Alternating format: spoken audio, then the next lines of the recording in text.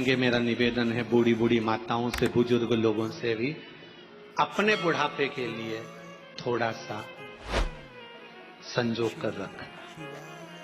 समझ गए कि नहीं समझे? और कहो तो गुरुजी हमारे पास तो कुछ है ही नहीं बुढ़ापे के लिए, फिर क्या करें?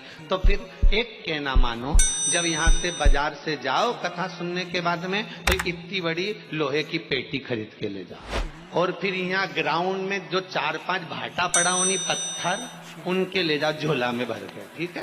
अब क्या करना, बहू आए, बेटा की शादी हो, उससे पहले वो भाटाओं को पुराने कपड़े में बांध के पेटी में धर दो। ठीक है? उसमें अच्छा जोरदार ताला लगा दो कंपनी का, चाबी कमर में खोस लो घुंघरू वाली जिसमें आवाज आए। ठीक है? अब बहू आ भी जाए ना, तो दिवाली की दिवाली बहू से कहना बेटा थोड़ा पेटी सरकाना, और बहू के सामने पेटी मत खोलना कभी जिंदगी में।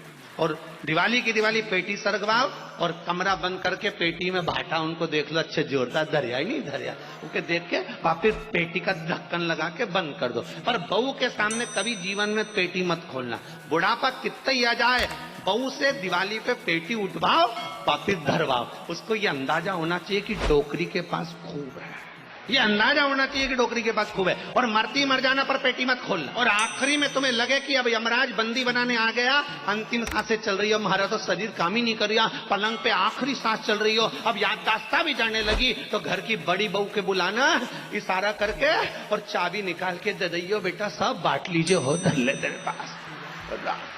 और अपन तो मरिक के चले गए, बहू को लगेगा नंदे आई हैं, पेटी छुपा देगी सबसे पहले, क्योंकि बांटना पड़ेगा, तो पेटी छुपाएगी, तुम्हारा बढ़िया प्रेम से अंतिम संस्कार करेगी, तीसरा भी जोरदार करेगी, 10वां भी जोरदार करेगी, 12वां के दिन 12 साड़ी भी बांटेगी, ने सबके गुलाब जामुन ने नुक्ती ने सेव सब खवाएगी। और जैसे ही ननन गई और 4-5 बहुएं मिलके जब पेटी खोलेगी, वो उनमें से भाटा निकाल के न करम फोड़ेगी। पर अपना बुढ़ापा सुधारने के लिए थोड़ा ना थोड़ा पास में रखो। केवल बुढ़ापा सुधारने के लिए धन पास में होना चाहिए, और अंत अवस्था सुधारने के लिए शिव महापुराण पास में होना चाहिए।